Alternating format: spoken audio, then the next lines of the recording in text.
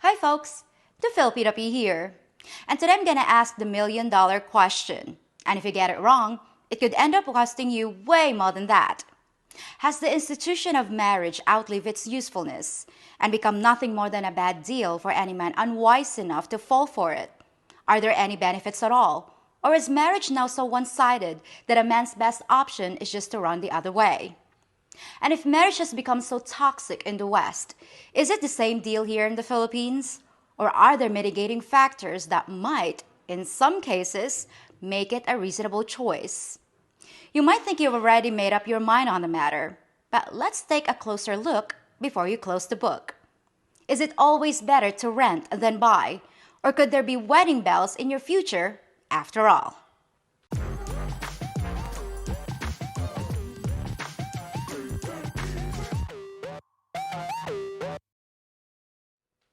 Everyone's heard the old saying that a woman marries a man with the hope that she can change him, and a man marries a woman with the hope she'll never change. Unfortunately, both parties will be disappointed, and neither ever seems to get their wish. So, how do women change after the I do's become the I dids? Well, they change physically, of course. We all do. And some of that isn't our fault, it's just the natural ravages of time. But often, once a woman gets married, she has a tendency to think she's already reached her goal.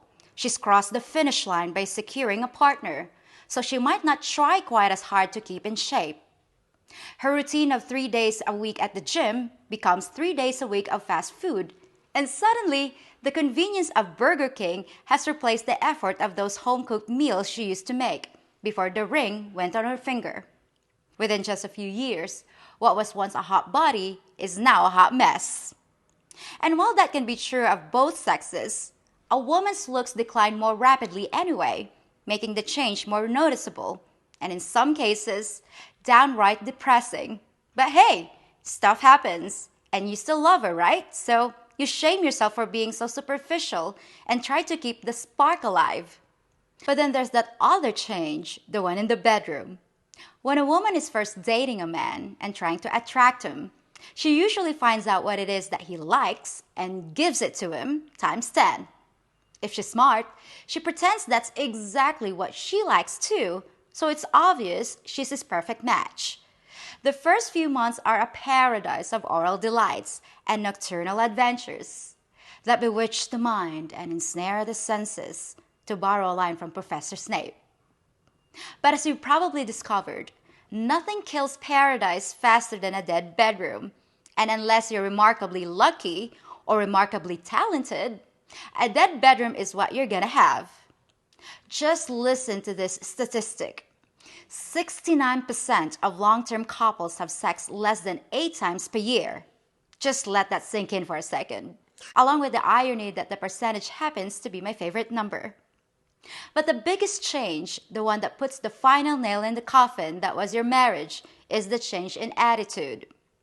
In the early years of your relationship, her motto was, "Look at all the things I can do for you." But over time, her slogan becomes, "What have you done for me lately?" Because no matter how well you've provided for her, no matter how you try to keep things on course, even through the worst of marital storms, here's a universal truth that you ignore at your own peril. If a man stops earning, if he stops leading, he loses a woman's respect. Quietly at first, almost imperceptibly, and she might not even understand why she feels differently about him, as her admiration turns to disrespect, and eventually to disgust. The man is often clueless as to what's going on, and may try to fix things by doing more to help around the house, or compromise on things that he used to be adamant about. But much to his surprise, that only makes things worse, and he might not even know what a bad situation he's in until he's served with divorce papers. Now, I'm not saying that every woman is an evil witch that plots the destruction of her marriage, but there often seems to be a predictable pattern of events that leads to its demise, and all these events involve a woman who changes. But now let's go back and look at the other half of that old saying, that a woman marries a man hoping to change him, but she always fails because men don't change, which means they deliver what they promised all along, right? That's not to say that some of you aren't deceptive about your wealth or status and accomplishments, but it's usually just a short term con job to get a woman into bed. And it's hard to keep up the charade for long because you're either living in a nice house in a gated community or you're living in a spare room above the burrito barn. Either way, we're gonna find out eventually. But the point is, men generally don't pull a bait and switch before the wedding bells have stopped ringing. If a woman takes the time to really know a man, that's the man she's probably gonna have forever. So having said all that, why would a man ever want to get hitched? In your country, marriage is like arming a nuclear device and burying it in your basement. It might never go off as long as both parties want to keep the peace, but the government has created a monetary incentive for your wife to push that big red button. So get ready to crawl out through the fallout. It doesn't always end in disaster, but about half the time, your marriage isn't gonna make it. If you're gonna go skydiving and they told you that half the time your parachute wasn't gonna open, would you take the jump? In order to do something so risky, there'd have to be a huge potential reward, right? So what's the actual benefit to getting married? When it's to a Western woman, there's really nothing much I can think of, except maybe a small tax advantage in certain countries. Now that's not to denigrate your women over there. I'm not talking about their lack of quality. It's your system itself that's broken. But just in case I missed something, I researched all the possible benefits a man might enjoy. What I found was pretty much what you'd expect, like this list from marriage.com. Things like a marriage indicates a new beginning. Well, that also means it indicates an end to something else. And who knows which one would have been better in the long run. Another one was, a man will have a trusted companion. Now, I don't need to state the obvious, but I will anyway. A dog fills the same role, and he'll probably end up being much more trustworthy, way more than 50% of the time, like a marriage companion will. Then we have, it makes a man an asset to the community. You mean a tax-paying provider and consumer who ends up paying into the same system that royally screws him in family court? I think you guys can find a less painful way to be a productive member of society, don't you? So that's the kind of crowd I found when I looked up the benefits of a marriage for a man. Not exactly what I'd call compelling reasons. Now, a lot of you guys are already shell-shocked and convinced it's better to rent than own. I probably talk to 100 guys a month that swear they'd rather be castrated with a rusty butter knife than go through the hell of a legal marriage. And I completely understand your position. I'm not advocating it for anyone who doesn't want to. But let me offer you some reasons why marriage to a Filipina could be a whole new ball game. A game that might finally be worth playing. But instead of telling you how great Filipinas are, because some of us are and some of us aren't, I'm going to talk about how marriage works differently here, making it less of a threat, less of a risk. Filipinas, way more than modern Western women, are still brought up to idealize marriage. It's pounded into our heads that a real woman gets married. A woman achieves her dreams by staying married and keeping her husband happy. To us, being married is a status thing too. And once a woman hits her 30s, a single or separated woman is considered less successful than a married one. And in traditional Filipino families, it's frowned upon just to live with a man, much more so than in the modern West. Think about what it was like back in your 1950s and the reaction a woman would get from her parents, her church, and her community if she shacked up with a guy. She'd be an outcast.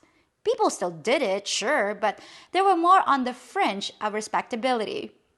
What's often said that the Philippines is like the 1950s version of the US in many of its attitudes.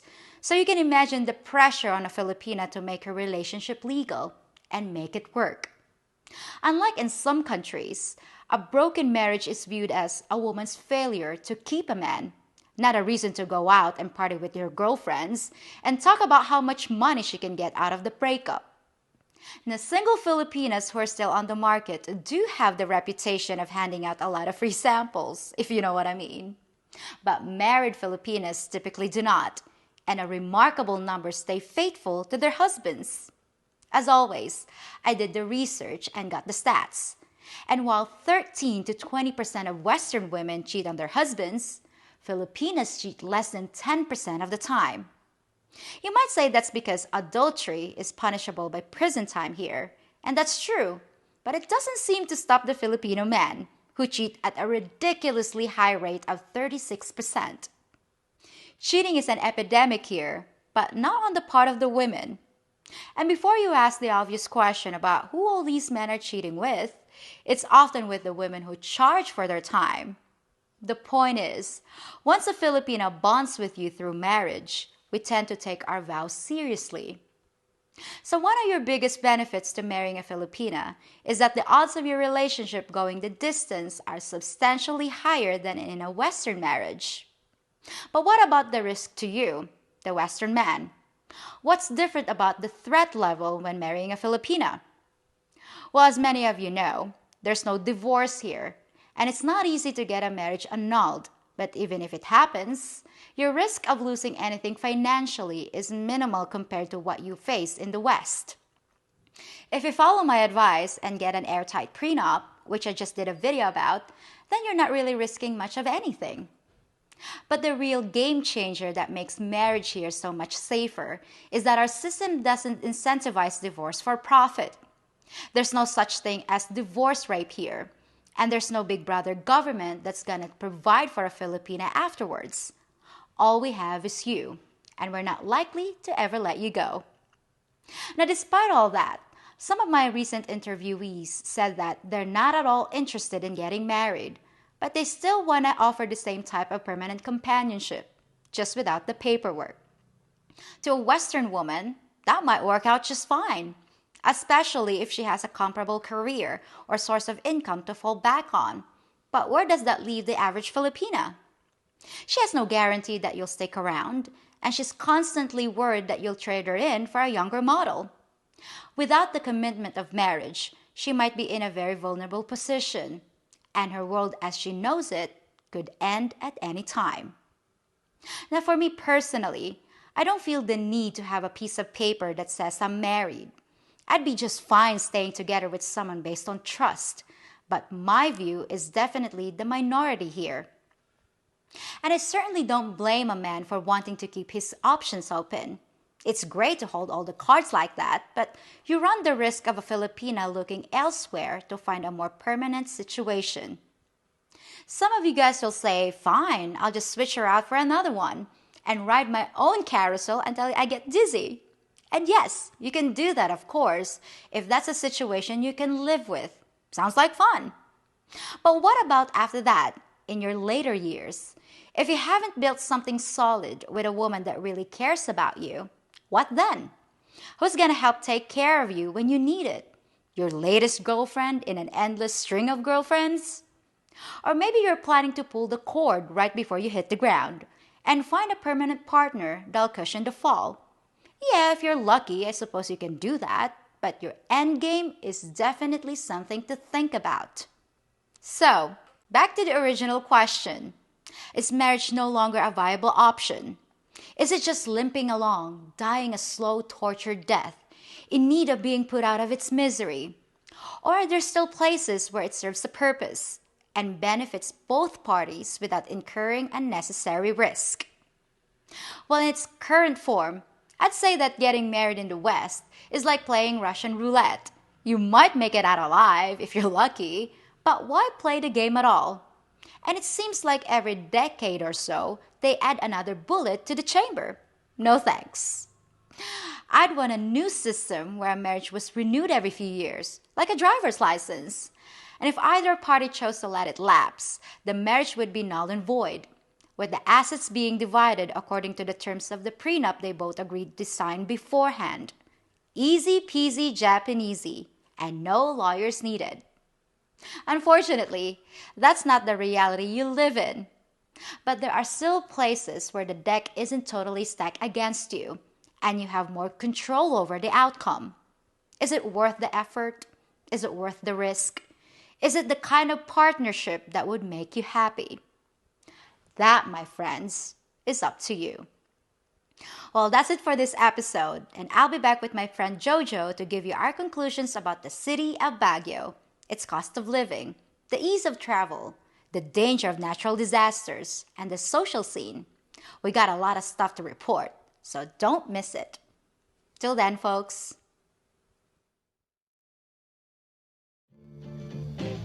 Just sit right back. If you think about it, I'm kind of like Marianne.